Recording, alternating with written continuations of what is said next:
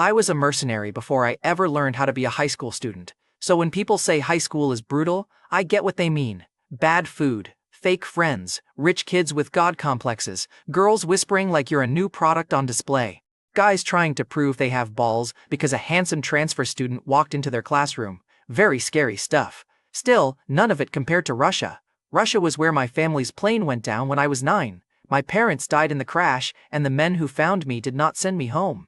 They gave me to Directorate 9, a private military unit that looked at a half-dead kid in the snow and saw potential. Potential is a cute word adults use when they want to ruin your life professionally. They took my name. Adrian Keller disappeared. 0 was born. By 13, I knew how to strip a rifle blindfolded. By 15, I could clear a room faster than most grown men could find the safety on a gun. By 17, I had killed enough people that sleep started feeling like a luxury item. Then Misha died for me. He was my teammate, my only real friend, and the biggest idiot I ever knew. He stole food for me, taught me dirty jokes in Russian, and once punched an instructor for calling me a dog. The instructor broke 2 of his teeth. Misha spat blood on the floor and said, "Worth it." That was the kind of bastard he was. Our last mission was supposed to be simple. Those are always the ones that turn into complete crap. The radios died first. Then our extraction route became a kill box. One by one, my crew dropped in the snow until only Misha and I were still breathing. Barely. He had shrapnel in his side and blood on his chin. I tried to drag him out, but he grabbed my collar and pulled me close. Then he ripped the tag from my neck and shoved it into his own vest.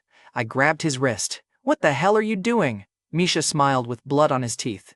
"You always wanted a normal life," he said. "School, friends, stupid homework, food that doesn't taste like boiled socks." "Misha, shut up. From this second on, you're dead," he said. "Let them find me. Let them bury me as you." I tried to lift him again. He hit my chest with the last strength he had. "Don't waste this trying to be a hero. You're terrible at it." The fuel tanks behind us were already burning. Smoke covered the road. The gunfire was getting closer. Misha shoved me toward the trees. "Run straight ahead," he said. "Don't look back. Don't come back to this hell." I still reached for him. He gave me one last grin. "Live the normal life we never got, my friend." The explosion hit before I reached the tree line. Directorate 9 found a burned body wearing my tag and carrying my tracker. Their report marked 0 deceased. Major Reyes found me 3 weeks later, half-starved, half-frozen, and too angry to die properly. He helped me disappear. New passport, new school records, new apartment above a laundromat, new name, Aiden Walker, 17, transfer student, normal American high school senior. At least, that was the plan. Major Reyes dropped me off in Westbridge with 3 rules. "Don't fight," he said. "Don't stand out. And stop looking at people like you're deciding where to bury them." I told him I understood. I lied. Because 24 hours later, I walked into my first American classroom, smelled cheap body spray and cafeteria fries, and saw a quarterback slide his expensive white sneaker into the aisle to trip me. My body reacted before my fake name did. My right hand twitched toward his throat. My left foot shifted to break his knee. My eyes measured the desk, the window, the fire alarm, the nearest exit, and the idiot's exposed pulse. All of that happened in less than a second. That was the problem with being raised as a weapon. You don't see a prank, you see angles. I stopped right before his shoe touched my ankle. The quarterback looked up at me with that stupid half-smile guys use when their friends are watching. He said, loud enough for the class, "You lost, pretty boy?" The girls stopped whispering. The guys leaned forward. The teacher, Mrs. Harlow, looked over from her desk. "Aiden? Everything okay?" "Aiden. Right, that was me now. Normal student, harmless transfer kid, definitely not the dead mercenary some Russian bastards had already buried." I gave the quarterback a polite smile. Polite smiles still feel wrong on my face, like wearing someone else's skin for a school photo. "Sorry," I said. "Thought I dropped something." He snorted. His friends laughed. In his tiny brain, that meant I backed down. Fine, let him keep that tiny victory. Some people need charity before disaster. Beside me, a skinny guy with nervous eyes leaned over and whispered, "Don't mind Bryce, he's always like that." I turned toward him. He flinched a little. People do that when they realize your eyes arrived before your face did. He swallowed and tried again. "I'm Noah Finch. Welcome to Westbridge High." "Thanks," I said. Noah pointed his pencil at the quarterback. "Bryce Voss. Football royalty. Daddy's rich, mom's scary, sister's worse. If he messes with you, just laugh it off." "Does laughing help?" "No," Noah said, "but it makes you look less scared." That was the first useful survival tip anyone gave me in America. The day dragged on. Bells rang like warning alarms. Students moved through hallways in packs. Everybody stared too long. The girls whispered about my face like I had personally applied for public review. The guys looked at me like I had walked into their territory and pissed on the mascot. High school was basically a jungle with better lighting. During lunch, a girl stopped beside my table with a tray hugged to her chest. She had brown hair tied back with a blue ribbon and tired eyes that didn't belong on someone our age.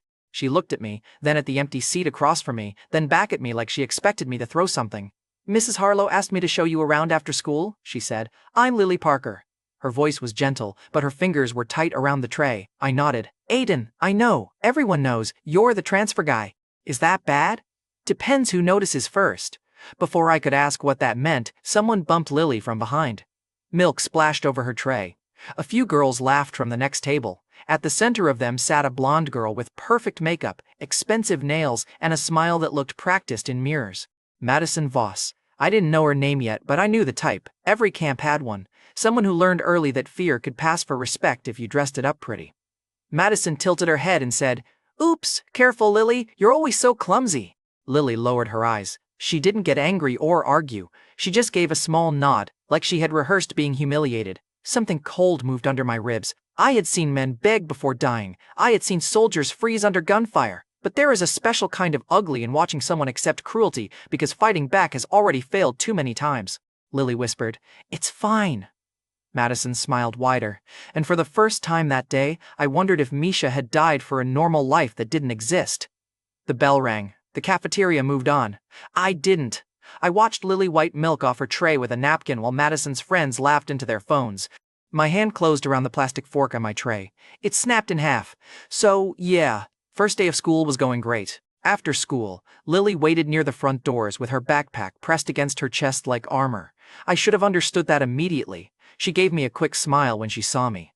"Ready for the tour? Do I need one? You got lost going from English to the cafeteria. I was studying the building. You were standing outside the girls' bathroom. Bad intelligence."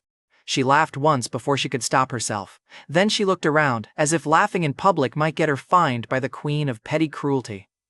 We walked through the school. She showed me the library, the gym, the counselor's office, the parking lot, and the cafeteria exit everyone used when teachers weren't looking. She spoke softly, but when she explained things, she relaxed a little.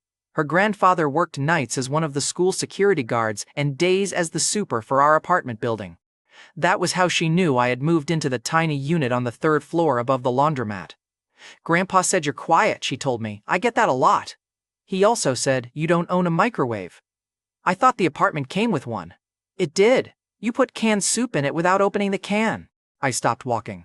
Lily pressed her lips together, trying not to smile. "It made a sound," I said. "It exploded. Same family of events." That time she really laughed. It was small, but it changed her face. For a second, she looked like a normal girl walking with a normal guy after a normal school day. We reached the back parking lot. Madison Voss was leaning against a black SUV with two girls beside her and Bryce nearby tossing a football with his friends. Her eyes landed on Lily first. Then, they moved to me. And just like that, Lily's shoulders tightened. Madison pushed off the SUV. "Look at that! Lily got herself a guard dog." Lily stepped half a foot behind me. I hated that I noticed. One of Madison's friends, a red-haired girl with a laugh like broken glass, looked me up and down. "He's cute. Weird, but cute." Bryce caught the football and walked over with two guys behind him. Big arms. Bigger egos. The kind of boys who thought a gym membership counted as combat training. Bryce pointed the ball at me. "You following her around now?" I asked Lily. "Are they your friends?" Lily's mouth opened, then closed. Madison laughed. "That's adorable. She doesn't have friends." The redhead stepped close to Lily and flicked the blue ribbon in her hair. "She has chores. That's different," Lily whispered. "Please don't." That whisper bothered me more than a scream would have. Bryce moved in front of me. "You deaf transfer? I asked you a question." "No," I said. "No what?" "No, I'm not following her. Mrs. Harlow asked her to show me around." Bryce smirked like I had handed him a gift. "Aw, teacher's little helper? That's cute." Madison's smile sharpened. "Lily loves helping people. She even helped me with my chem project last month." Lily stared at the ground. I knew what that meant. Madison had taken her work and called it help. Bryce stepped closer until his chest almost touched mine. "Here's another little lesson. At this school, you don't get involved in Voss business." His shoulders, knees, and hands told me enough. Weak stance. Too close. Empty hands. Overconfident. Director at 9 would have failed him before breakfast. Misha's voice cut through my skull. "Run straight ahead. Don't turn around." I exhaled and stepped back. Bryce grinned. Smart. He reached past me and shoved Lily's backpack out of her arms. It hit the pavement, her books spilled across an oil stain. Everybody laughed. The laughter started small, just enough for Lily to know the whole parking lot had seen it and chosen comfort over spine. She crouched down fast, face burning. My hand moved before my brain voted. I grabbed Bryce's wrist. He froze. So did the parking lot. I kept the twist short of permanent, just enough pressure to introduce his nerves to regret. Bryce's knees dipped. What the hell? He hissed. I leaned close. Pick it up. His friends stopped laughing. Madison's eyes widened, then narrowed. She was not scared yet, just offended. Rich kids always mistake consequences for disrespect. Bryce tried to yank his hand back. Bad idea. Pain shot through his arm, and he made a sound he probably didn't want his teammates hearing. Pick up her books, I said. Lily looked up at me, terrified. Aiden, it's okay. It wasn't okay. Exactly why my self-control started cracking. Bryce swung his free fist at my face. I let go of his wrist, slipped outside the punch, and tapped 2 knuckles under his ribs. A warning pretending to be a punch. He dropped to one knee, coughing like his lungs had filed a complaint. The red-haired girl screamed. One of Bryce's friends charged me from the side. I caught his jacket, used his own weight, and sent him shoulder first into the SUV. The alarm chirped once, pathetic and late. The second friend stopped so fast his sneakers squeaked. Good choice. Personal growth. Bryce forced himself up, red-faced and shaking. You psycho bastard!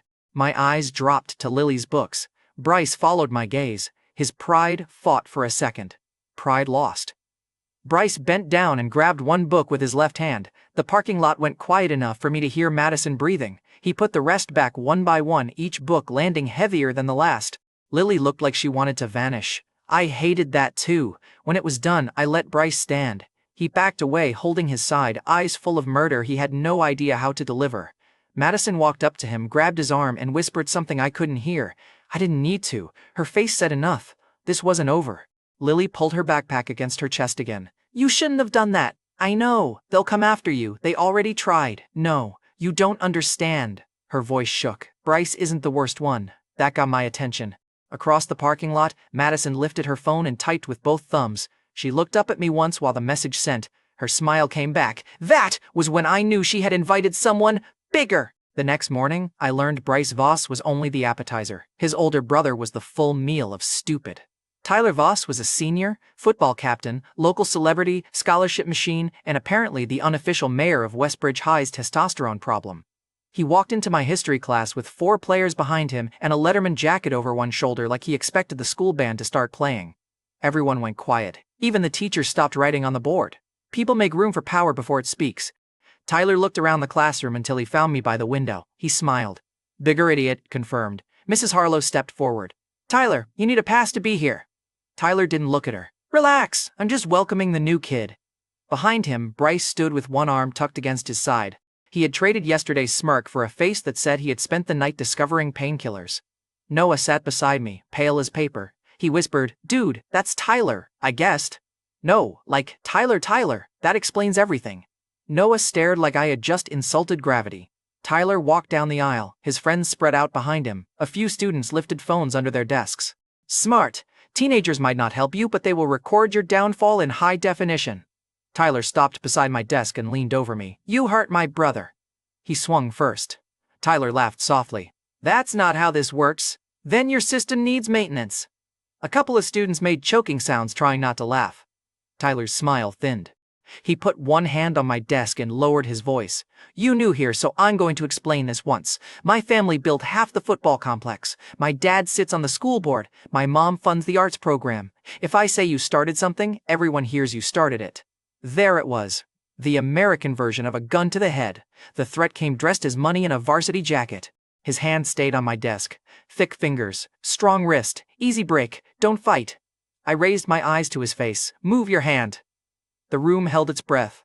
Tyler's friends grinned like this was the fun part.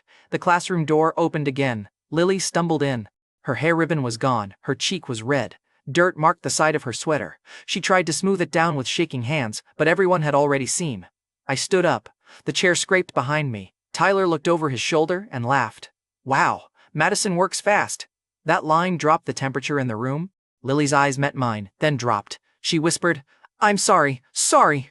That word hit worse than Tyler's threat. She had been attacked, humiliated, dragged into my problem, and the first thing she did was apologize to me. Something inside my chest went quiet, the kind of quiet that arrives right before damage. Tyler turned back to me. See? This is what happens when people don't know their place. I moved before Mrs. Harlow could shout. Tyler's first friend reached for my shoulder. I caught his wrist, stepped inside his reach, and drove my palm into his chest. He flew backward into a desk, books scattered, the desk legs screamed against the floor. The second friend swung wide. I ducked under it and hit his thigh with the edge of my shoe. His leg folded wrong, not broken, just deeply offended. He dropped, yelling. Bryce backed up so fast he hit the wall. Smart boy. Late, but smart. Tyler's third friend grabbed a chair. I kicked the chair into his stomach and used the backrest to pin him against the board. He slid down with chalk dust on his jacket and panic all over his face. Mrs. Harlow shouted my name. I heard her. I didn't stop. Tyler finally moved. He was strong, faster than the others. He threw a clean punch toward my jaw. If he had trained with someone serious, he might have been annoying.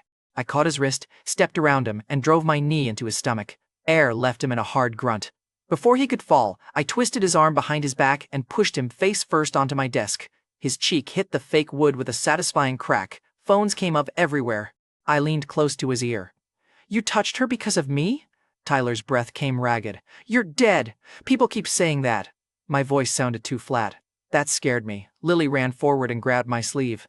Aiden, stop! Her hand was small, shaking, still holding on. For a second, the classroom disappeared, and I saw Misha's bloody fingers gripping my collar in the snow.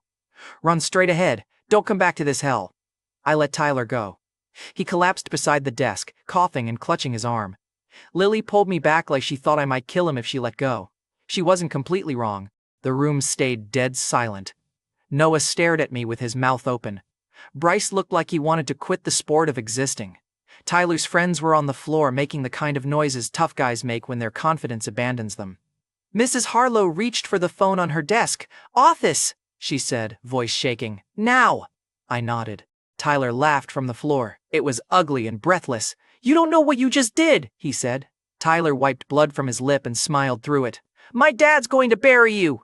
That was when I understood the shape of the problem. Bryce was a dog. Tyler was a bigger dog. Madison held the leash.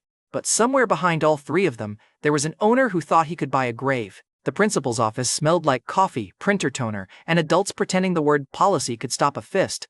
Principal Whitaker sat behind his desk with both hands folded. Beside him stood Coach Daniels, who looked at Tyler's swollen face like someone had vandalized school property.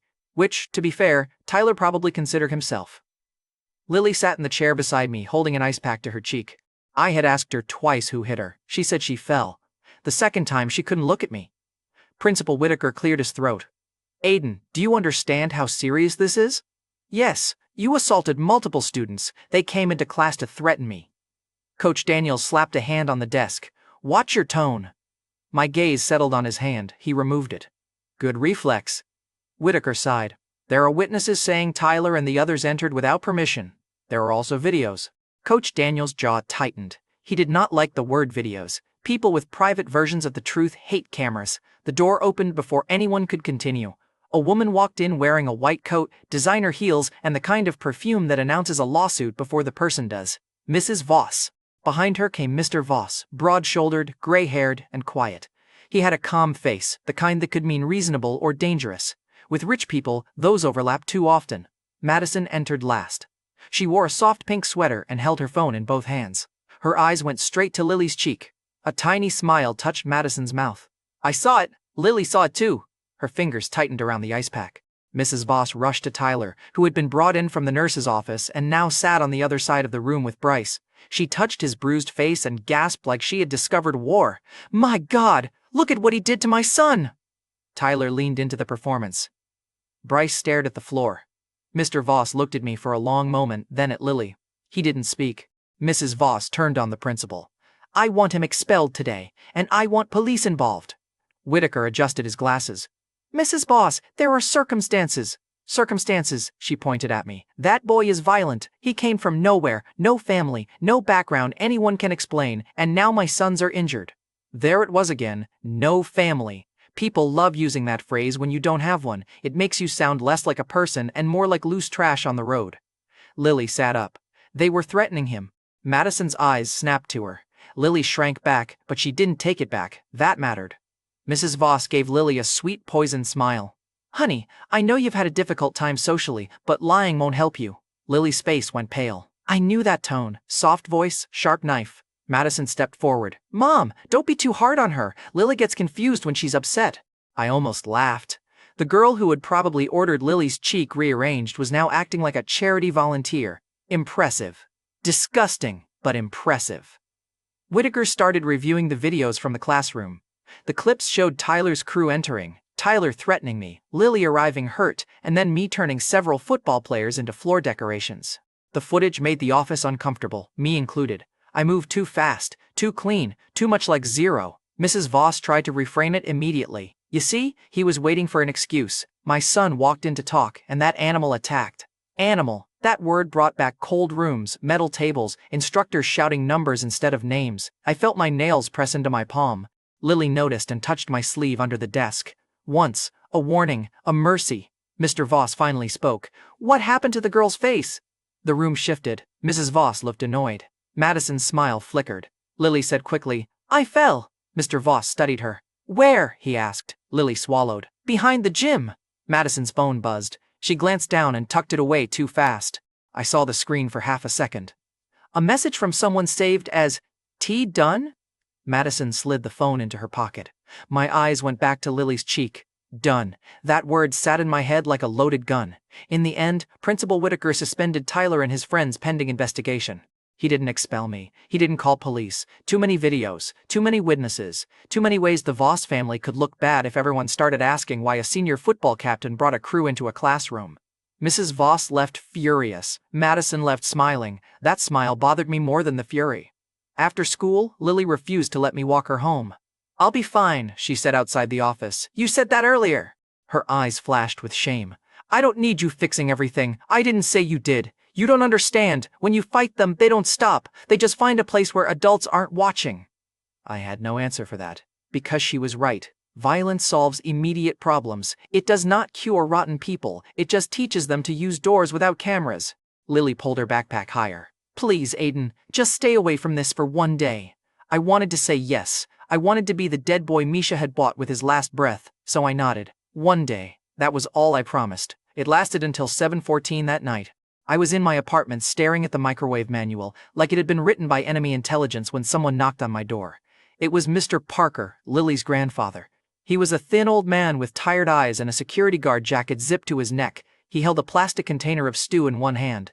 Lily said you don't cook, he said. That is slander. He looked past me at the black mark above the microwave. Accurate slander, I admitted. He smiled and handed me the food.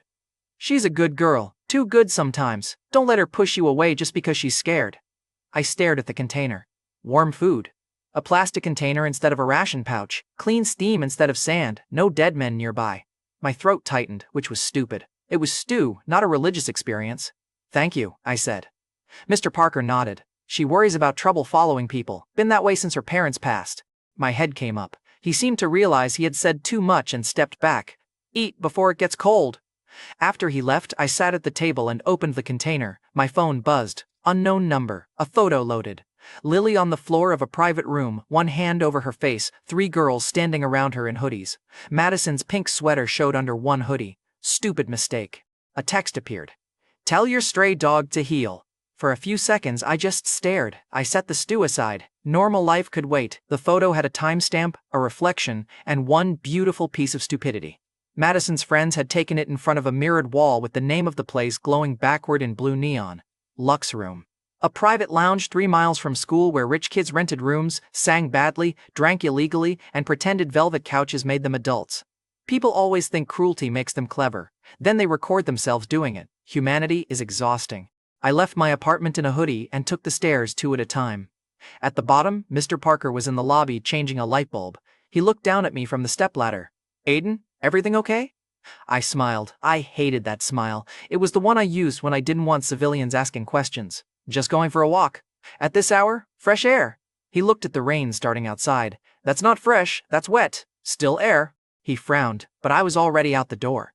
Lux Room sat above a sushi place and below a dental clinic. Classy combination. Nothing says teen criminal behavior like raw fish and root canals. A bored guy at the front desk looked up from his phone. Members only. I showed him the photo on my phone. Which room? His expression changed. Fear of inconvenience crossed his face. A very different species from guilt. I don't know anything about that. I leaned one hand on the counter and looked at the hallway behind him. He swallowed. Room 6, he said. Progress. I walked past him. He did not stop me. Room 6 was empty when I opened it. The couch cushions were crooked. A cup had spilled on the table. On the carpet, near the far wall, I saw a blue ribbon. Lilies. I picked it up. My hand closed around it too hard. The door behind me clicked. 4 guys stepped in. They were older than Tyler's football friends. College age maybe? Local muscle. One wore a Lux Room staff shirt. Another had a silver chain and a face that had been punched by many people and improved by none. Chain guy smiled. You the transfer kid? I put the ribbon in my pocket. Depends who's asking. The Voss kid said you might come sniffing around. Did he say that before or after he cried in the nurse's office? The smile dropped. Apparently I was getting better at American conversation. He reached into his jacket and pulled out a collapsible baton. The staff shirt guy locked the door. Chain guy rolled his wrist. We're supposed to tell you to leave Madison alone, you understand? I understand you brought a stick to a small room. Funny. No, practical. He swung. I stepped inside the arc before the baton built speed and drove my elbow into his jaw. His teeth clicked. His knees gave out. I caught the baton as it fell and used the handle to hit the second guy in the wrist. Bone made a small sound. He screamed and dropped his phone. The third guy grabbed a bottle from the table. I kicked the table into his shins. He folded forward and I planted my palm against the side of his head, guiding him gently into the wall. Gently, for me. The staff shirt guy tried to unlock the door and leave. I grabbed the back of his collar. He froze. Where is Lily? I asked. I don't know, man. I pulled him backward until his heels left the floor. I am having a bad day. Try again. Home, he gasped. They dumped her near the alley. I swear. She walked out. She was alive. Alive. The word helped, barely. Chain guy groaned on the carpet. I crouched beside him and took his phone from his pocket. He tried to grab my wrist. I pressed one finger into the bruised spot under his jaw and his hand forgot its mission. His messages were easy to find. Tyler Voss had sent the room number, Madison's photo, and one short line. Scare him if he comes. I saved everything to my phone. I sent Tyler a message from Chain Guy's number. He came. 3 dots appeared almost immediately. Tyler replied, Bring him to the warehouse. I'm done playing. I stared at the message. People like Tyler are amazing. You hand them one mistake and they build a mansion on it. The warehouse address came 2 seconds later. I left Lux's room through the back stairs. The front desk guy pretended very hard not to see me. Outside, rain turned the streetlights blurry. I checked my phone. Lily had not called or texted. If she was home, she was safe for the moment. That should have settled my nerves. It didn't. The warehouse sat near the river, tucked behind old auto shops and storage lots. Music thumped through the walls before I reached the door. Tyler's crew had chosen a place with no neighbors, bad lighting, and one main exit. For them, that probably felt intimidating. To me, it felt considerate. I walked in through the side door. About 15 people were inside. Football guys, rich kids, a few local hangers-on trying to look dangerous beside people with trust funds. Tyler stood near a folding table with Bryce, Madison, and 2 girls from the photo. Madison saw me first. Her mouth opened. Tyler turned and his expression lit up. There he is. I closed the door behind me. Someone laughed. Someone else said, Oh, he's alone. Funniest thing I heard all night. Tyler walked forward, rolling his shoulders. You really are stupid. I faced Madison. Where is Lily? Madison crossed her arms, probably crying into her cheap little pillow. The room laughed. I turned back to Tyler. Last chance. Tyler spread his arms. For what? For everyone here to leave with the same number of working limbs they came in with. That got a few nervous laughs. Tyler's face hardened. Break him! The first guy rushed me. I moved and the warehouse forgot how to laugh. I broke grips, not bones when I could help it. I drove knees into stomachs, elbows into jaws, palms into throats, and bodies into folding chairs. A guy swung a metal pipe at my head.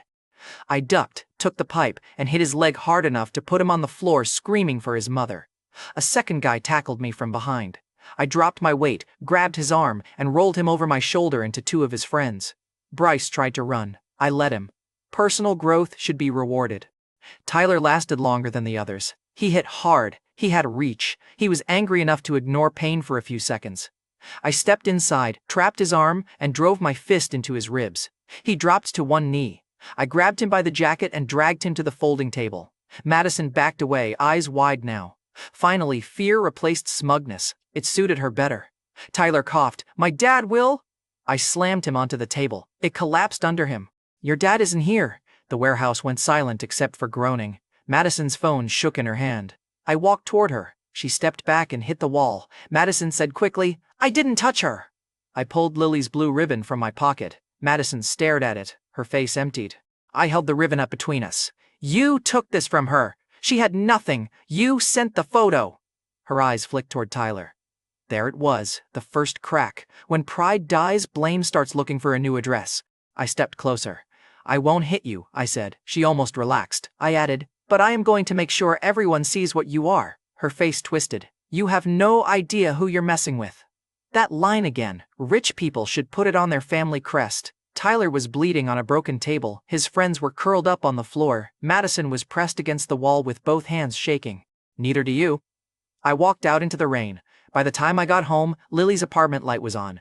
I stood in the hallway for a long time, listening. The hallway gave me kitchen sounds, Mr. Parker moving around, Lily answering him in a tired voice. Alive. For tonight, that had to be enough. I slept for 43 minutes. I know because my body woke up like someone had fired a gun beside my ear. The threat was my phone buzzing on the nightstand. Major Reyes. I stared at the screen until it stopped ringing. It rang again. I answered. Reyes didn't waste ammunition on hello. Tell me you did not put half a football team in the hospital. Half is dramatic. Aiden, I did not put half a football team in the hospital. Silence. How many? He asked. Some needed ice. How many needed doctors? That depends how proud their parents are. Reyes sighed so hard I heard years fall off his life. You promised me you would stay quiet. I tried. Trying is what people say before I find bodies. No one died. Congratulations, you're adapting to civilization at a kindergarten level. I sat on the edge of my bed, staring at my bruised knuckles. They hurt someone. I figured. His voice softened by half an inch. The Parker girl? I didn't answer. He cursed under his breath. Reyes knew enough about me to understand the danger. I didn't attach to people easily. I didn't attach to places. But when someone fed me stew, laughed at my microwave crime, and looked scared because the world had trained her to be small, my brain handled it badly. My brain handled killing like arithmetic. Feelings came with worse instructions. Reyes said, listen to me. People like the Voss family don't fight fair. They won't keep this in school now. I know. Then act like it. Do not let them drag you somewhere blind. A knock hit my door. 3 slow taps. My eyes moved to the door. Reyes heard the silence. Aiden, someone's here. Don't open it. I stood. Aiden. I ended the call. The knocking came again. I opened the door. 2 men stood in the hallway. They were real criminals, or at least men who wanted the discount version of that title. Football players and rich kids suddenly seemed like the children's menu. One had a neck tattoo creeping above his collar. The other wore a leather jacket and kept one hand inside it. Tattoo smiled. Aiden Walker? No, he blinked. Wrong room? He asked. You asked if I was Aiden Walker. I said no because you already knew. That means this conversation started stupid, and I don't like where it's going. Leather jacket's smile faded. Boss wants to talk. Boss can use a phone. Tattoo stepped closer. Not that kind of talk. The hallway behind them was empty. Mr. Parker's door was closed. Lily's light was off. I stepped out and shut my door quietly. Where? I asked. Leather jacket looked surprised. You coming? You knocked. Tattoo laughed. Kids got balls. The kid had neighbors. That was the reason. They took me to an old boxing gym on the south side. The building wasn't abandoned. Worse, it was owned. Men stood by the entrance, watching me with flat eyes. The sign above the door read Southline Athletic Club, but the graffiti on the brick told the truth. Southline Kings. I had heard the name from Noah during lunch. Local gang, drugs, gambling, club security, debt collection, and all the other community service projects criminals enjoy. Inside, the gym smelled like sweat, rubber mats, and bad choices. Dante Crow waited near the ring. He was in his 30s, maybe older. Thick arms, shaved head, gold watch, white tank top under a dark jacket. He didn't look flashy enough to be a cartoon gangster, which made him more dangerous. Real power doesn't need sequins. Dante looked me over. You're the high school kid? Unfortunately. A few men chuckled. Dante didn't. He picked up a cigar from the edge of the ring and rolled it between his fingers. Voss family says you attacked their kids, terrorized their daughter, and sent one boy to the hospital. That's one way to lie. They paid for a message. Return it. Now Dante smiled. The men around him laughed louder. He stepped closer. You got a mouth on you. Only one. Your guys brought me here, so I'm assuming you wanted to hear it. Dante's smile turned thin. I don't like hitting kids. That must be hard in your line of work. One of his men moved. Dante raised a hand, stopping him. But I like rich people owing me favors, so here's the deal. You stay away from the Voss family, stay away from their daughter, stay away from whatever sad little girl started this mess. You transfer schools if they tell you, you disappear if they ask nicely, and if you don't? He nodded toward the ring. 4 men climbed in. Big, confident, some boxing training, judging by their stances. They were men who had mistaken violence for identity. Dante pointed to the ring. You get educated. My eyes moved from the ropes to Dante. Do I get gloves? His men laughed again. Dante tilted his head. You want gloves? No. Just checking how committed you are to pretending this is a sport. That did it. One of the men in the ring cursed and climbed through the ropes toward me. I stepped forward and hit him under the chin before his foot touched the mat. He dropped backward into the ring, eyes rolling. The gym went quiet. Dante's cigar stopped moving. I climbed into the ring. The remaining 3 spread out. Better than the football players. The first threw a jab-cross combination. Fast enough for a gym, slow enough for my past. I slipped the jab, blocked the cross with my forearm, and drove my knuckles into his liver. He folded sideways and went down choking. The second tried to kick my knee. I stepped over it, trapped his leg, and swept his other foot. His back hit the mat hard enough to shake the ropes. The third hesitated. I appreciated that. Hesitation means the brain still has a pulse. One of Dante's men outside the ring pulled a knife. Civilization, kindergarten level. He came over the ropes with the blade low. I caught his wrist, turned it until his fingers opened, and drove my elbow into his face. The knife hit the mat. I kicked it out of the ring. Dante watched without smiling. The room understood what Dante understood. Toughness had nothing to do with it. I had survived worse rooms, worse men, and worse rules. Dante stepped into the ring himself. His men shifted uneasily. He moved well, heavy but controlled. He threw a hook meant to test me. I let it graze my shoulder and answered with a short strike to his ribs. He grunted, then smiled. Damn, he said, you are not a normal kid. I keep telling people. He attacked again, this time harder. I blocked 2 punches, took the third on my forearm, and felt the bone complain. He was stronger than the others by a lot, still not enough. I stepped inside, caught his wrist, hit his elbow, then drove my palm into his chest. He stumbled back into the ropes. Before he recovered, I swept his leg and pinned him face down with one knee between his shoulder blades. The gym froze. I leaned close. Tell the Voss family their message failed. Dante breathed hard under me. Then he laughed. There was no humor in it. His world had just changed shape. You got any idea how much money they have? He asked. No, enough to make trouble. I pressed down slightly. He winced. Then give me trouble I can use, I said. Dante went still. 5 minutes later I walked out of the gym with screenshots from his phone. Mrs. Voss had paid him. Tyler had sent the warehouse address. Madison had sent photos. Dante had voice messages, payment records, and one beautiful voicemail from Mrs. Voss saying she wanted me scared badly enough to leave town. People kept handing me proof like they were trying to be helpful. On the sidewalk, Dante called after me from the gym doorway, one arm hanging stiffly. Hey, kid. I stopped. He wiped blood from his lip. Who the hell are you? I gave him the only answer I could afford. A student. Dante laughed once, low and nervous. Sure, he said, and I'm the damn tooth fairy. By Monday morning, Westbridge High had 2 problems. Half the school had seen videos of me folding Tyler Voss and his friends like cheap lawn chairs. The Voss family still believed money could delete reality. So, they tried. Mrs. Voss arrived at school with an attorney, 2 board members, and the face of a woman who had practiced moral outrage in the mirror. Tyler wore sunglasses indoors because apparently, humiliation needs accessories. Madison walked behind them in a cream jacket, looking fragile enough for cameras and healthy enough to ruin lives. Principal Whitaker called an emergency disciplinary hearing in the auditorium conference room. I sat on one side with Lily and Mr. Parker. Mr. Parker had insisted on coming even though Lily begged him to stay home. He wore his good security guard jacket, the one without coffee stains, and held a folder of printed screenshots like paper could protect his granddaughter. That hit me somewhere ugly. Across from us sat the Voss family, their attorney, Coach Daniels, and 2 board members who looked like they had already decided which side came with donations. Mrs. Voss opened first. She stood, placed one hand over her heart and said, My children have been terrorized by a violent transfer student with an unverifiable background. Dirty opening. Effective, unfortunately. The attorney nodded like he was watching art. Mrs. Voss continued, Madison has been afraid to sleep. Tyler's college future is in jeopardy. Bryce is injured. And this poor girl. She gestured at Lily. Lily stiffened. This poor girl has been manipulated by him. I almost admired the technique. If the facts don't love you, kidnap the victim and make her part of your lie. Mr. Parker's hand tightened on the folder. Lily said quietly, "That's not true." Madison looked down, eyes shining on command. "Lily, I know you're scared of him." I studied her face. She refused to look back. Cowardice, now with eyeliner. The attorney slid printed stills from the classroom videos across the table. All of them showed me hitting Tyler's friends. None showed Tyler entering with his crew. Very selective, like ordering a burger and serving only the pickle, he said. The footage speaks for itself. No, I said. It mumbles when you cut the beginning off. The board member on the left frowned. The attorney glared at me. You think this is funny? No, I think it's edited. The room shifted.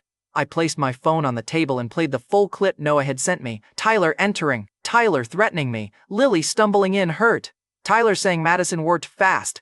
Madison's fake tears paused. Mrs. Voss leaned forward. That doesn't prove anything about Madison. Correct, I said. I played the photo from Lux's room, Lily on the floor. Madison's pink sweater visible under the hoodie, her red-haired friend laughing in the mirror, the timestamp, the room name glowing on the wall. Mr. Parker made a sound beside me. Lily looked down. I wanted to apologize for showing it. I wanted to burn the phone. I wanted to do several illegal things to everyone across the table. Instead, I kept my voice flat. She didn't fall. The first board member's face changed. The second board member stopped touching his pen. Mrs. Voss recovered fast. Teenage drama, a private misunderstanding. That doesn't justify him attacking my sons. Madison grabbed her mother's hand. Mom, please, I don't want this to get uglier. Beautiful performance, a gold medal in garbage. I swiped to Dante Crow's voicemail. Mrs. Voss's voice filled the room. I want him scared. Badly. I don't care how. My family will handle the school. Nobody moved. Even the attorney looked at her like she had just set his billable hours on fire. Mrs. Voss's face went stiff. That is taken out of context. I played Tyler's text next. Bring him to the warehouse. I'm done playing. Madison's message came next. Tell your stray dog to heel. Lily's face crumpled at that one. Mr. Parker stood so fast his chair scraped back. You called my granddaughter a dog? He asked. His voice shook with restraint. Madison said nothing. Tyler snapped. This is illegal. He stole those. I said, from the gang your mother hired? Wrong sentence, Tyler. The room turned toward Mrs. Voss. She tried to speak, but no words came out fast enough. The attorney stood. We need a recess. Principal Whitaker finally found his spine. It had been missing for a while, but good for him. No, he said, we need campus security to escort Tyler and Madison Voss from school property pending expulsion proceedings. Mrs. Voss exploded. You can't do that. Whitaker looked at the board members. Neither of them defended her. Donations are nice. Lawsuits with video evidence are a whole different meal. The first board member said, the school will cooperate with law enforcement. Madison stood, face pale. Dad? Mr. Voss had been silent the entire hearing. He looked older now. He looked at Madison, then Tyler, then his wife. You recorded it? He asked Madison. She started crying for real this time. Too late. Tyler kicked his chair. This is bullshit. Noah had been allowed in as a witness. From the back wall he whispered, Bro, maybe stop talking. I almost smiled. Tyler lunged toward me. Security grabbed him before I had to. That was good. My restraint was tired. As they dragged him toward the door, Tyler shouted, You think you're safe? You think this is over? I didn't answer. Madison walked past Lily, crying hard enough to shake. For 1 second she stopped. Are you happy now? Madison whispered. Lily looked up. Her hand was still shaking, but her voice didn't. No, she said. I'm just not scared of you. That hit Madison harder than any punch I could have thrown. Her face broke. The school expelled Madison and Tyler by the end of the week. Bryce transferred voluntarily. The official statement used words like safety, values, and community. Adults love soft words after hard cowardice. The videos leaked anyway. Enough leaked to ruin them. Madison's fake sweetness, Tyler's threats, the gang payment, Lily's assault. Social media chewed them alive. Mr. Voss resigned from the school board. Mrs. Voss deleted every public account she had, which was probably the first useful thing she had done all year. For 2 days, Westbridge High almost felt breathable. Lily walked down the hall without lowering her head. People moved out of her way because guilt grows legs once witnesses remember they had eyes. Noah started sitting with us at lunch. A few of Tyler's old friends avoided my gaze like I carried contagious consequences. I almost believed the worst was over. That Friday, Mrs. Harlow introduced 2 new transfer students. The first was a boy in a dark blazer who stood too straight and checked every corner of the room before sitting down. The second was a girl with black hair, calm eyes, and the kind of expensive silence that makes people whisper before they know why. Mrs. Harlow smiled. Everyone. This is Ava Veyron and Cole Maddox. Noah leaned toward me, suddenly pale again.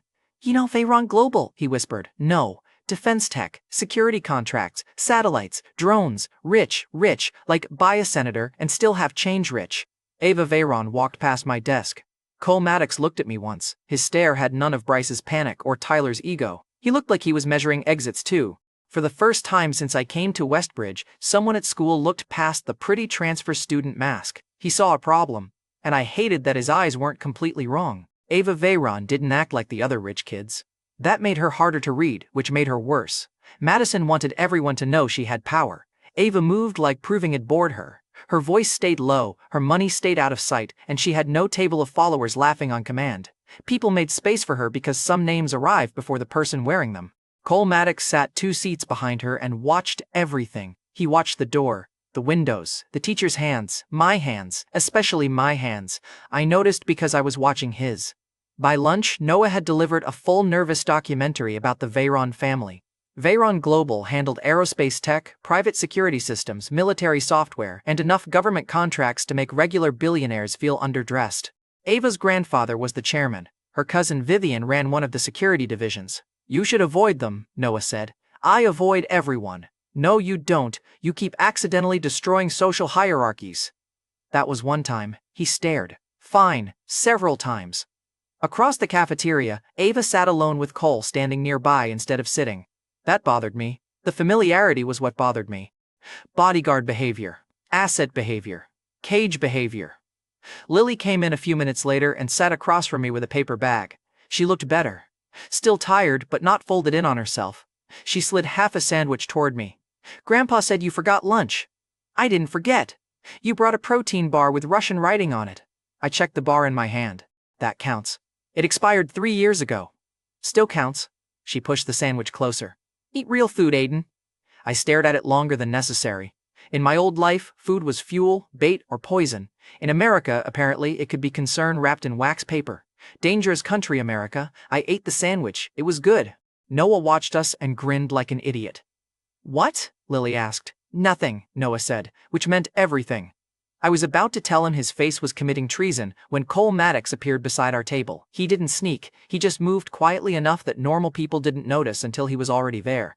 I noticed 4 steps earlier. Cole looked at me. Aiden Walker? Yes. Can we talk? No. Lily blinked. Noah looked impressed and terrified. Cole's expression didn't change. It concerns Ava. Then talk to Ava. He glanced at Lily, then back to me. It concerns your background. There it was. My appetite left the table before I did. I stood before Lily could ask. Cole led me to the empty hallway near the auditorium. He kept distance but not enough. His posture said trained, disciplined, arrogant in the specific way disciplined people get when no one has punished them properly. He turned and said, your transfer records are fake. I kept my face blank. Inside, everything sharpened. How would you know? I asked. I checked. That's creepy. Ava has had kidnapping attempts before. We investigate unusual variables. I'm a variable? A violent transfer student with no family, no verifiable school history and forged overseas documents? Yes. I almost respected the bluntness. Almost. What do you want? I asked. The truth. Try a church. Cole's eyes narrowed. Where did you learn to fight? Bad neighborhoods. Which one? The bad one. He stepped closer. You think this is a joke? No. I think you're asking questions you don't have the clearance to survive. That slipped out. Too much zero in one sentence. Cole heard it too. His hand shifted near his jacket. I studied it. He stopped. The air between us changed.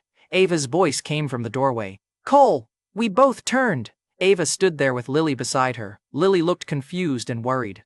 Ava looked curious, which was worse than worried. Curiosity gets people killed because it feels smarter than fear. Ava gave me a polite smile. Sorry, Cole can be intense. He hides it well. Her smile grew by a millimeter. I wanted to thank you. For what? For what you did for Lily. She told me some of it. Lily looked embarrassed. Not all of it. Ava turned to Lily. Would you walk with me to the corner store after school? I wanted to catch up properly. Lily hesitated, then nodded. Sure. I didn't like it. Ava hadn't done anything wrong. People like her carried danger the way some people carry perfume. You didn't always see it, but it stayed in the air. After school, Lily told me she could walk herself. You don't have to babysit me, she said. I wasn't babysitting. You followed me to the vending machine yesterday. I wanted chips. You bought nothing. I was considering chips. She gave me a look. I sighed. Fine, I worry. Her expression softened, then she looked away. I know, but I need to feel normal too. That stopped me, because I understood that better than she knew. So I let her go with Ava. I watched from across the street like a hypocrite. Cole saw me and walked over. I thought you weren't interested, he said. I'm interested in people not getting hurt, then stay out of Ava's business. I was here first. He looked annoyed. You always talk like this? Only when people deserve customer service. A black van rolled past us slowly. My body noticed before my brain named it. Too slow! Tinted windows, front passenger looking down, not out. Driver's hands tight on the wheel. I stepped off the curb. Cole grabbed my arm. What are you doing? The van accelerated. It jumped the curb near the corner store. Ava turned at the sound. Lily froze. The side door opened. 3 masked men rushed out. Cole swore and ran. I ran faster. The first man grabbed Ava. The second went for Lily because she was standing close. Wrong place. Wrong second. Story of human suffering. I reached them as the third man swung a metal baton. I took the hit on my forearm. Pain flashed bright. I drove my shoulder into his chest and sent him back into the van. The second man dragged Lily toward the open door. I caught his jacket. The driver hit the gas. The van lurched. My grip tore loose. For half a second I saw Lily's face through the open door. She wasn't screaming. She looked shocked, like normal life had betrayed her again. The door slammed shut. The van sped away. I sprinted after it until my lungs burned and my injured arm went numb. Useless. A van beats legs. Another brilliant discovery from the American school system. Cole grabbed my shoulder from behind. I turned and almost broke his arm. He caught the movement and barely pulled back. Don't, he snapped. We need my security team. Down the road, the van turned left and disappeared. My pulse slowed. That wasn't calm. That was the old door opening. Cole was talking into his phone, calling Veyron security, giving descriptions, barking orders. I heard him. I ignored most of it. There was mud on the curb, tire marks, a partial plate, a sticker on the back window from a car wash on the south side. Lily had been taken because of Ava. Ava would be valuable. Lily would be disposable. That meant I had less time than Cole. Cole ended the call and grabbed my sleeve. You stay with me until we sort out your involvement. My gaze dropped to his hand. He let go. Smart. I'm going to find Lily, I said. Veyron security will find them. Not fast enough. You don't know that. I know what disposable hostages look like. Cole stared at me. For once, he had no comeback. I started walking. He followed. I didn't stop him. Following is not teamwork. It's just someone choosing to be behind you. The first place I went was not the police. Before anyone gets morally excited, police are useful for reports, flashing lights, and arriving after the second terrible thing happens. I needed a location. So I went to Dante Crow. The Southline gym was quieter than the last time. A few men were replacing a broken mirror. One of them saw me and immediately found something urgent to do in another room. Memory still had survival value. Dante sat near the ring with an ice pack on his ribs and a cigar unlit between his teeth. When he saw me, his eyes narrowed. You here to break the other side? Kidnapping crew grabbed Ava Veyron and Lily Parker. Black van, partial plate, car wash sticker from Southside. His expression changed at Ava's name. Did you say Veyron? Yes, Ava Veyron exactly. He pulled the cigar from his mouth and said, that is not local teenage bullshit. Yeah, I noticed that too. Cole entered behind me, breathing hard and furious, and said, You came to a gang boss? Dante looked at Cole's blazer, then at me, and asked, Who is the suit? He is just noise right now. Cole glared and said, I am Ava's protection detail. Dante laughed and said, Then you are having a terrible workday. I almost liked Dante for that, but only for half a second. I stepped closer and asked, Who takes that kind of job? Dante's humor disappeared and he said, Not my people. Dante, do not play with me. He held up one hand and said, I said not my people. I did not say I heard nothing. He stood slowly and walked to a side office. Cole started to follow. I put one hand on his chest. He looked at my hand. My eyes stayed on his face. He stayed outside the office. Inside the office, Dante opened a drawer and took out a burner phone. He said, A crew was asking around yesterday. Out of town guys. Needed a warehouse with no cameras, a clean van, and phones that wouldn't ping after midnight. They had cash. Too much cash. I passed. Why exactly is that? Because Veyron trouble gets federal attention. I enjoy crime, kid. I don't enjoy prison forever. Finally, a criminal with a business plan. Who actually took the job? I asked. East River Locos, small crew, stupid, hungry. They rent space near the old paper mill. He wrote an address on a receipt. I took the receipt from him. Dante grabbed my wrist before I turned. His men outside tensed. He let go before I had to teach him manners again. He said, "Listen, if this is Veyron level, there is a client behind it. The locos are just hands." "Yeah, I already know that. And if your girl is just extra?" "I know that part too." He studied my face carefully. For the first time, Dante looked less afraid of what I could do and more afraid of why I would do it. He said, "Do not go soft in there." I folded the receipt into my palm. Soft is not the problem. When I came out, Cole was already on his phone telling Veyron security about the address. I took the keys from a motorcycle hanging near the gym office. Dante shouted after me, "That is my bike, I'll bring it back. You know how to ride?" I put on the helmet. I learned in a war zone. That does not comfort me. I kicked the bike alive and tore out into traffic. Cole yelled something behind me, probably an order, maybe a threat. I filed it under background noise. The old paper mill sat near the river, 10 minutes out if you drove like a person with retirement plans. I got there in 5! Rain started again as I reached the area. The mill was dark except for one loading bay, with weak yellow light spilling through broken windows. A black van sat behind a rusted truck. Same sticker, same mud pattern. I killed the engine 2 blocks away and moved on foot. My arms still hurt from the baton. My ribs hurt from Dante's man the night before. My knuckles were split. My body had a lot of opinions. I ignored every warning from my body. The first lookout stood under the side awning smoking. He had a pistol tucked in his waistband and earbuds in both ears. Honestly, the earbuds offended me. I came from behind, covered his mouth, and put him out in 4 seconds. He wasn't dead, he was sleeping without permission. I took the pistol, removed the magazine, cleared the chamber, and dropped the pieces into a storm drain. I don't like guns in civilian spaces. Too many ways for idiots to get brave. Inside, 2 more men argued near a forklift. One of them said, "Boss said keep the rich girl clean." The other man laughed and asked, "What about the other one?" I was already moving. I hit the laughing one first. His head snapped sideways and he dropped against the forklift. The second went for his gun. I grabbed his wrist, slammed it into the metal frame, and drove my knee into his stomach. He collapsed to the floor, coughing. I crouched beside him. "Where are the girls?" He spat at me. I sighed at his bad choice. "There is always one." I pressed my thumb into the nerve behind his jaw. His whole body locked up. "Where are they being held?" He choked out. "Office, 2nd floor. Is the client here?" "No. Boss is waiting for a call." That was good enough for me. I zip-tied his hands with cable ties from the forklift. By the stairwell, I heard footsteps behind me. It was Cole coming through the door. Of course he had followed me. He came through the side door holding a compact pistol low, face tight with anger. "You left me behind. You still caught up." "Barely, you reckless idiot. Congratulations on surviving the trip." He looked at the unconscious men and asked, "You did this already?" "No, they got sleepy from the weather." Cole's jaw flexed with anger. I pointed down the hall and said, "2nd floor, girls are in the office, more men inside, stay behind me. I don't take orders from you."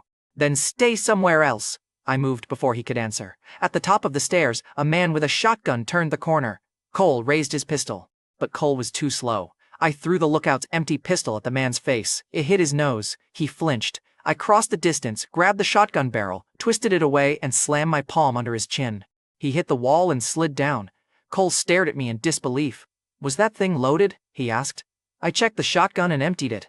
"Yeah, I think it was." "And you threw an empty gun at him?" "It was just nearby." Cole looked like he wanted to argue with physics. We reached the 2nd floor hallway. Voices came from the office. Ava's voice, calm but strained. "You don't need the other girl, let her go." A man laughed and said, "You do not give orders here." Lily did not speak at all. That scared me more than anything. Cole stepped toward the door. I grabbed his shoulder and pulled him back as gunfire ripped through the wood. Bullets punched holes through the wall where his chest had been. Cole's eyes widened in shock. Inside, the boss shouted, "I heard you, asshole! Come in slow, or I start cutting pieces off the extra girl." Lily made a muffled sound. My vision narrowed on the door. Cole whispered to me, "We wait, my team is minutes out." "No, we should not wait. He still has hostages. He has one hostage he needs and one he doesn't." Cole's face went pale because he understood. The boss shouted again, "I am counting down now." The hallway gave me options. Door, thin wall, window outside, rusted support beam, office layout from the outside windows, 2 men near the door, boss behind desk, hostages likely on the right. Misha used to say I got quiet before doing something stupid. Misha was wrong about that. I got quiet before doing something necessary. The boss reached 3. I went through the wall. Drywall is not a door. That's why idiots forget to guard it. I hit the weak section beside the office entrance with my shoulder, breaking through plaster and old wooden studs in one ugly burst. Dust exploded around me. The two men inside turned toward the noise instead of the door. That was the point. I grabbed the first man's gun hand and drove it upward as he fired. The shot cracked into the ceiling. I slammed my forehead into his nose, took the weapon, emptied it into the floor away from everyone, and hit him with the grip. The second man swung a crowbar. I ducked, stepped behind him, and drove my elbow into the back of his neck. He fell forward into a filing cabinet hard enough to dent it. The boss stood behind a desk with a knife pressed near Lily's shoulder. Ava sat tied to a chair beside her, one cheek bruised, eyes sharp. Lily had duct tape over her mouth. Her face was white, but when she saw me, her eyes filled with tears she refused to let fall. Something bad shifted inside me. The boss yanked Lily against him. "Move, and she bleeds." I stopped. He was mid-40s, scar over one eyebrow, cheap suit, nervous hands. He was a middleman with ambition, which is sometimes worse than a mastermind. Small men do big damage when they are close enough to panic. Cole came through the actual door behind me, pistol raised. The boss pressed the knife closer. "Drop it!" Cole froze. I spoke without looking back. "Cole!" He didn't move. "Drop it," I said. His jaw tightened, but he put the pistol on the floor and kicked it away. The boss smiled. "Good. See, the bodyguard listens." Lily's wrist ties were plastic zip ties, too tight. Her fingers were turning red. My voice stayed even. "Let her go." The boss laughed. "You people keep saying that like I owe you favors." Ava spoke, voice cold. "Heard her and Veyron will bury you." He tightened his grip on Lily. "Veyron will pay me first, so that was the plan. Hold Ava, demand pressure on some deal, money, contract, whatever rich people bled over. Lily was just leverage against me because I had arrived. My mistake. I had made her matter." The boss looked at me. "You care about this one, huh?" I said nothing. His smile widened. "That's useful." It was exactly what I had spent 2 years avoiding. Caring gives people handles. Misha had been a handle. My family had been a wound. Lily was becoming both, and I hated myself for letting it happen. The boss jerked his chin at Cole. "Tie him!" One of the men groaning near the cabinet pushed himself up and reached for Cole. I moved my eyes to Cole once. He understood this time. When the man stepped close, Cole snapped his head back into the man's face and kicked his knee. Messy, but not bad. The boss looked toward Cole for half a second. Half a second was generous. I threw the crowbar. It hit the boss's knife hand. The blade fell. I crossed the room before it hit the floor, grabbed Lily, and pulled her behind me. The boss reached under the desk. "Gun!" I caught his wrist as the pistol came up and drove it into the desk edge. He fired once. The shot went into a wall. Ava flinched but stayed silent. Brave girl. Terrible survival hobby. I twisted his wrist until the pistol dropped, then drove my fist into his stomach. He folded, but I didn't let him fall. I grabbed his jacket and slammed him onto the desk. Wood cracked. He gasped, eyes bulging. I leaned close. "You put a knife on her." He wheezed. "It was business." That sentence almost got him killed. I saw the old room again. Snow, smoke. Misha's hand pushing me away. Men in black masks calling us assets. Business. Always business. Clean word for dirty hands. Lily made a small sound behind me. I stopped. My fist was raised. The boss stared up at it, shaking. I lowered my hand. I lowered it for Lily. Cole cut Ava free. Then he moved to Lily, but I was already there, peeling the tape from her mouth carefully. She inhaled hard. "Aiden," she whispered, "can you stand?" She nodded, then tried and almost collapsed. I caught her. Her hands grabbed my hoodie like she expected the floor to disappear. Ava stood behind Cole, rubbing her wrists. She looked at me with something between shock and calculation. I didn't like either. The boss groaned on the floor. "You're dead. You know that? Whoever hired us, they won't let this go." I crouched beside him. He flinched. "Who hired you?" He laughed weakly. "Go to hell." I picked up the knife from the floor. Lily's hand tightened on my sleeve. Her eyes were wide. Afraid of him. Afraid of me. That second fear hurt more. I set the knife on the desk. The boss saw it and exhaled. I took his phone from his pocket instead. People really need better passwords. His messages had no name for the client, just payment instructions, a blocked number, and references to a Veyron contract dispute. Enough for Ava's people. It wasn't enough for me. Sirens wailed in the distance. Veyron security stormed the building 3 minutes later. Police came 2 minutes after them. Very official. Very late. Everyone had badges, radios, body armor, and the energy of people arriving after the kitchen is already on fire. Ava's security team swarmed her. Cole tried to stand straight despite blood running from a cut near his eyebrow. One guard barked at him for going in without backup. Cole ignored him and looked at me instead. "You knew the wall would break?" he asked. Nope, I didn't. His stare sharpened. I knew it was old, I corrected. That is not the same thing. It worked. He looked at the broken wall, the unconscious men, the cracked desk, and the boss being cuffed. Unfortunately, Cole said, it did. Lily sat on a crate while a medic checked her wrists. I stood a few feet away because if I stood closer, I might hover. If I hovered, she would feel trapped. I was learning. Slowly, Ava came over once her guard stopped smothering her. Thank you, she said. I kept my eyes on Lily. I didn't come for you. Ava's mouth twitched. I noticed. Honesty saves time. She glanced at the broken office wall. Still, I was saved. That was collateral success. Cole made a sound that might have been pain or laughter. Lily looked at me then. Really looked! There were questions in her face. Too many. How did you move like that? Why did the men fear you? Why did you know where to hit? Why did you look more comfortable in a room full of guns than in a cafeteria? She didn't ask. That was its own kind of mercy. As the police led the boss past us, he stared at me. You ain't some student, he muttered. Blood marked his lip. Cuffs locked his wrists. Fear sat all over his face. No, I said quietly. I stopped myself. Lily heard the first word. Ava heard it too. Cole definitely heard it. I turned away. Too late. Sometimes the worst wounds don't come from enemies. Sometimes they come from your own mouth opening half an inch too far. Hospitals are battlefield tents with better lighting and more paperwork. The chairs were still uncomfortable. The coffee was still a crime. Everyone still lies by saying, you're going to be fine, when what they mean is, you're alive right now, and that's what we've got. Lily sat in an examination room with Mr. Parker beside her. He had arrived wearing his security jacket inside out because he had dressed too fast. When he saw the bruises on her wrists, he covered his mouth with one hand and turned away. That hurt to watch. Lily kept telling him she was okay. People who are okay don't repeat it that much. A nurse checked my forearm and said I needed an X-ray. I said I didn't. She looked at me like I was a dumb teenage boy. Technically, my disguise was working. Lily heard and leaned out of her room. Get the X-ray. It's fine. Aiden, the nurse smiled. Traitor. I got the X-ray. Hairline fracture. Minor. Wrap. Rest. Follow up. I nodded through the instructions while planning to ignore half of them. When I came back, Lily was sitting alone in the hallway. Mr. Parker had gone to fill out forms. She had a blanket around her shoulders and my hoodie folded in her lap. I didn't remember giving it to her. Maybe I had. The night was blurry around the edges. I sat beside her with one empty chair between us. She looked at the bandage on my arm. You got hurt. It happens. You say that like getting hurt is weather. Sometimes it is. She was quiet for a while. She said, I'm scared to ask you anything. I stared at the vending machine across the hall. Someone had taped an out-of-order sign to it, but the machine still hummed like it was proud of lying. That's smart, I said. Lily's fingers tightened on the hoodie.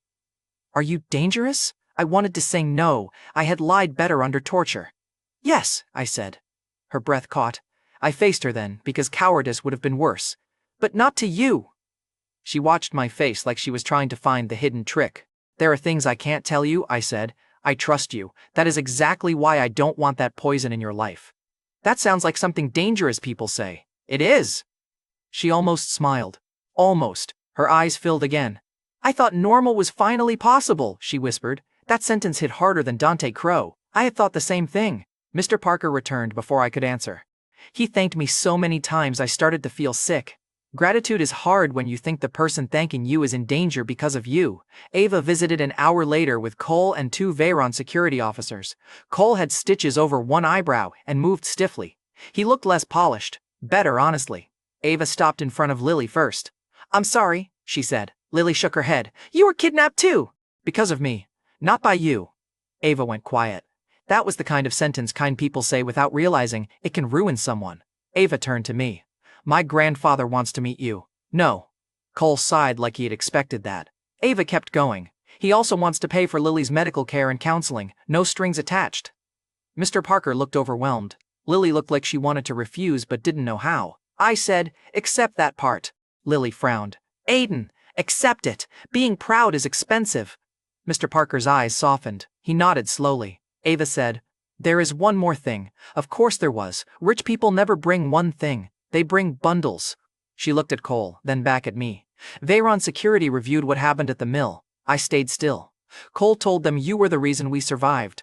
Cole looked away like the wall had become fascinating. Ava continued, my grandfather believes our security division needs to understand how badly we failed. Sounds like a family problem. He wants your assessment. I don't work for him. He'll pay. No. Ava's expression didn't change, but I saw the disappointment. She wasn't used to people refusing cleanly. Cole spoke then. It doesn't have to be employment. One day, you watch our training, give comments, leave. Why? Cole's jaw tightened. Because I failed Ava, and if I failed because I was arrogant, I need to know exactly how. That was honest. Annoying. Honesty makes refusal harder, Ava added. And because people are going to keep asking about you, if my grandfather is satisfied, he can keep his side of the family from digging too aggressively. There it was, the real hook. My fake records had survived school-level curiosity. They might not survive billionaire curiosity.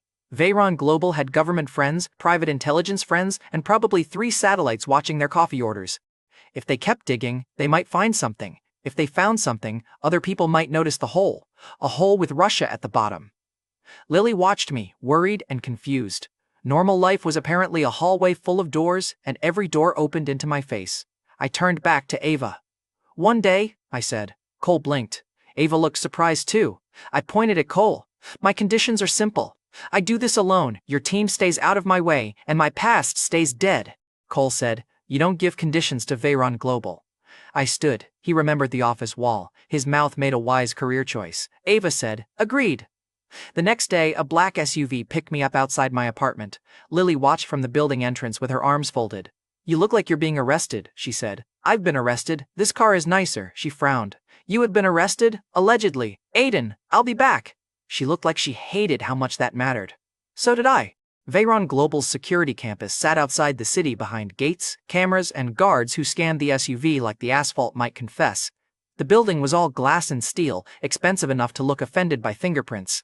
Inside, I met Ava's grandfather, Arthur Veyron. He was old, sharp-eyed, and calm in a way that did not feel lazy. He shook my hand, then looked at my bandaged forearm. You saved my granddaughter with a fractured arm. I didn't know it was fractured. That does not make it less impressive, it makes it worse planning. He smiled. Cole said you were difficult. Cole says useful things occasionally. Arthur laughed once, his face turned serious.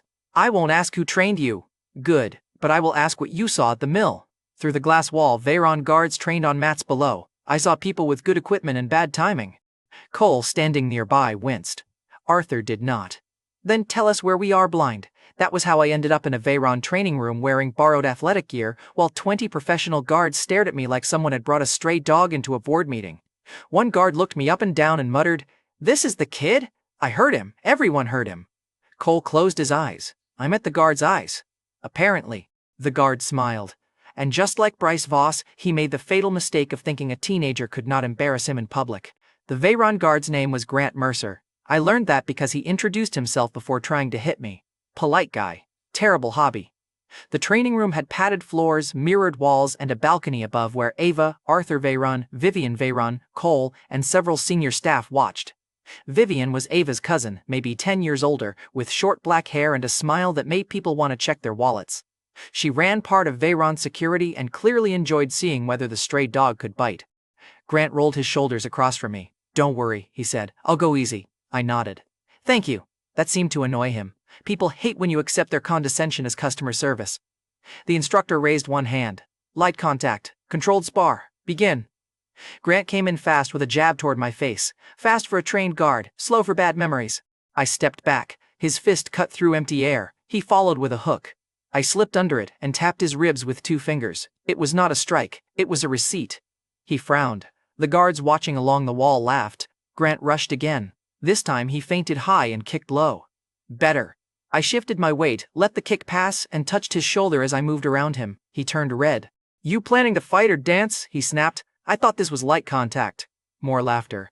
From the balcony, Vivian leaned on the rail, amused. Ava watched quietly. Cole watched my feet. Smartest person in the room at that moment, unfortunately. Grant stopped playing. His next punch was real, so I answered.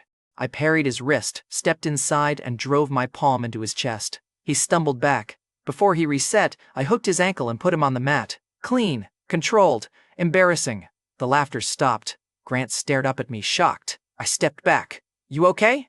He slapped the mat and stood too fast. Pride had taken the wheel, and pride drives drunk.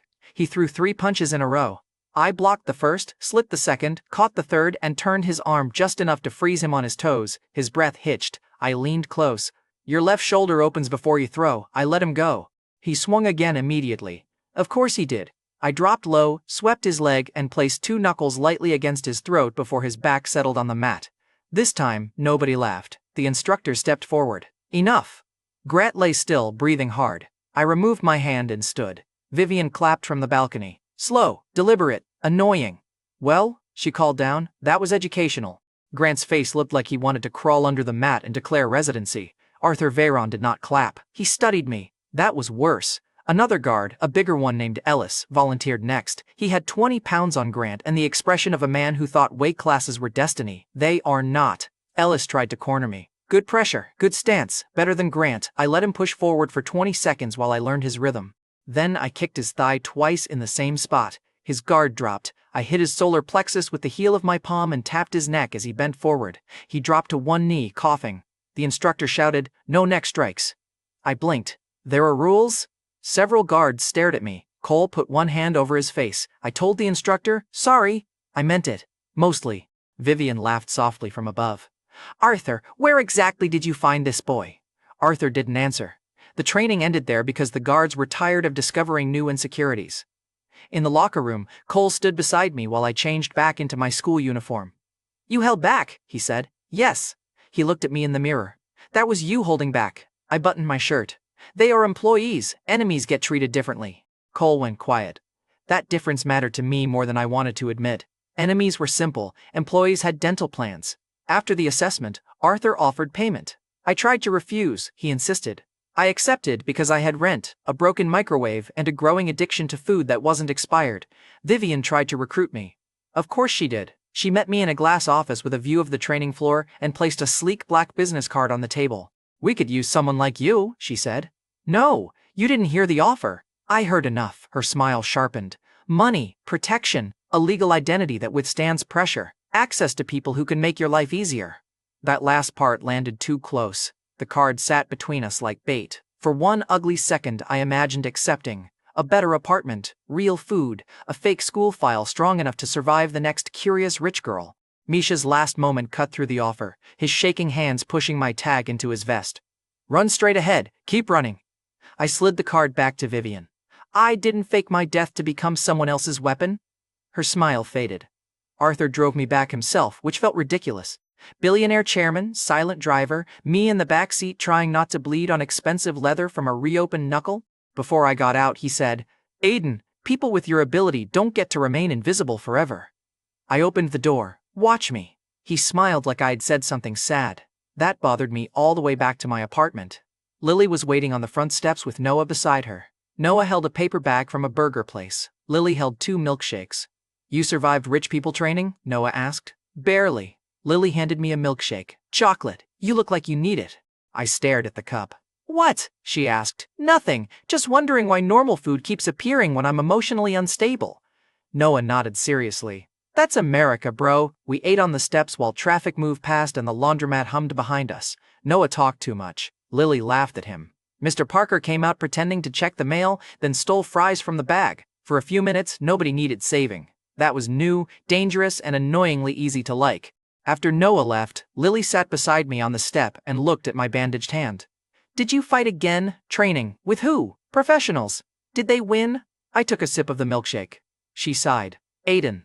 They learned." She shook her head, but she was smiling. Her smile softened into something quieter. "Thank you," she said. "For what? For coming back." I didn't know what to do with that. Nobody had ever thanked me for coming back. Usually people thanked me for leaving before the bodies became paperwork. The street blurred under the apartment lights. "I'm trying," I said. "I know, that should have been the ending of the day." A clean little moment on dirty concrete. Burger grease, melted milkshake. A girl who wasn't afraid of me right then. A dead friend's wish sitting in my chest like maybe I hadn't wasted it. My phone rang. "Major Reyes." My stomach went cold before I answered. Reyes spoke fast. "Tell me you didn't let anyone record you fighting." I stood. Lily looked up at me. "What happened?" I asked. Reyes cursed. "Veyron ran your training footage through a private threat database. Routine security review. Someone overseas flagged the movement pattern." My hand tightened around the phone. "Who?" Reyes went silent for half a second. That half second told me everything. I walked away from the steps so Lily couldn't hear, but she stood too. Reyes said, "Directorate 9. The street noise faded. For a second, I was back in snow. Misha's blood on my gloves, fire behind me, his voice telling me to run. I forced air into my lungs. What did they see? Enough! Do they have my name? Not yet, but they know Zero's combat pattern just appeared in America. Behind me, Lily whispered. Aiden? I turned. She was standing under the apartment light, milkshake forgotten in her hand, looking at my face like she already knew the world had changed again. Reyes said the words I had spent 2 years burying. They know you're alive! Behind her were the warm building, the cheap burger bag on the step, Mr. Parker's stolen fries, and the stupid, fragile, impossible normal life Misha had died to give me. Reyes reloaded a weapon on the other end of the call. Zero, he said, voice low. If they come for you, they won't just come for you. Lily took 1 step toward me. I stepped back. That hurt her. I saw it. I hated myself for it. But the old door was open now, and something from Russia had started walking through.